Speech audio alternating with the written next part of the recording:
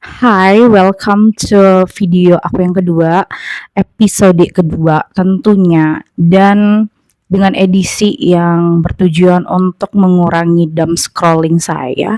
Kali ini kita akan mengangkat topik tentang perdietan, karena menurut aku diet itu susah. Kayak aku gak mau dialus-alusin bilang bahwa diet itu mudah, enggak. Diet itu susah, dan kita harus menerima fakta itu gitu loh. Kayak diet itu susah guys, jadi nggak usah berusaha untuk meyakinkan diri bahwa diet itu gampang. Enggak, susah.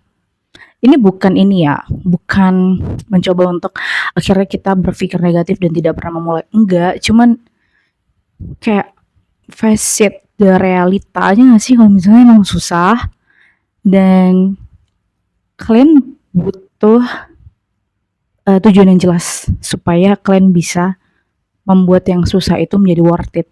Ini POV from my mind ya, jadi nggak usah diperdebatin dan kalau ada nonton terus marah terus nggak usah, santai. Ini cuma obrolan saya aja gitu. Cuman sebagai orang yang udah pernah diet sejak dahulu kala, ya aku nggak akan pernah bilang bahwa diet itu gampang ya. Diet itu susah karena banyak yang harus lo korbanin, banyak yang harus kita sebagai orang yang diet itu ukur gitu. Misalnya dulu makan gorengan tiap hari, sekarang nggak makan gorengan. Terus makan mie, sekarang nggak makan gorengan. Aku tahu sih banyak yang bilang bahwa masih boleh, kayak masih boleh. Cuman kalau makan gorengan yang awalnya 10 terus jadi satu, itu kan hitungannya tetap susah ya. Bukan perkara boleh atau enggak, tapi susah, emang susah dari 10 ke satu tuh susah. Jadi ya bukan berarti lo boleh makan artinya itu menggampangkan diet lo, enggak, emang tetap susah. Dan ya udah nggak apa-apa, susah mah nggak apa-apa, asalkan tujuannya kecapai dan jadi worth it. Kayak sesusah-susahnya saya 3 bulan lalu, setidaknya saya turun 10 kilo. Jadi kan maksudnya yang susah kemarin tetaplah susah, tapi happy aja gitu setelah tujuan tercapai. Gitu konteksnya. Jadi konteksnya tuh bukan negative thinking dan buat bahwa orang-orang jangan diet, enggak juga. Tuh maksudnya face it, kalau misalnya itu emang susah dan lo harus punya tujuan yang jelas, tujuan yang kuat untuk membuat pekerjaan yang susah ini ya bisa dijalanin aja, gak usah dianggap jadi mudah, bisa dijalanin aja gitu. Dan ya apa ya, aku sampai di tahap yang hmm, ngomongnya gak usah diet, ngomongnya ubah lifestyle aja. Sama aja, sama aja susah say. Jadi diet dan mengubah lifestyle sama-sama susah. Pokoknya intinya setiap Anda melakukan perubahan keluar dari zona nyaman Anda, bakal susah. Jadi ya memang susah ya. Apa susah sih. Dan aduh, takutnya sih orang dengarnya malah jadi ini ya, negatif banget nih manusia gitu kan. Enggak sih, aku orangnya positif banget kok. Cuman lebih realit ya, apa ya namanya? Realistis aja gitu. Jadi kalau misalnya emang susah kita bilang susah, kalau gampang kita bilang gampang. Susah guys. Oke, jadi aku tuh kan diet itu tujuannya sebenarnya nggak jelas.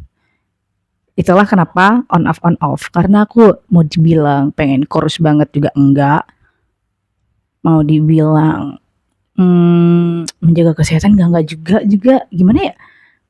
Jadi emang diet itu karena kayaknya diet aja deh. Jadi kalau alasannya sama saya yang cuma bilang kayaknya diet aja deh, kayak akan sama juga seperti saya yang on off gitu. Jadi lebih baik untuk kalian yang mau diet, aku saranin diet kalian punya tujuan. Misal mau nikah, diet, nah kan jelas tuh daripada foto jelek gitu kantaran di kamera, jadi dietnya jelas gitu. Tapi kalau misalnya untuk orang kayak aku ya, yang belum jelas tujuan dietnya apa, mendingan ubah lifestyle sih. Jadi bukan yang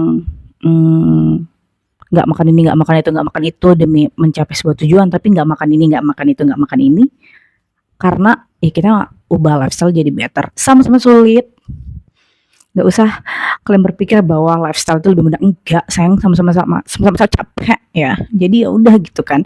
Sebagai manusia yang konsistennya masih up and down, saya memilih untuk mengatakan bahwa saya tidak diet, tapi saya mengubah lifestyle.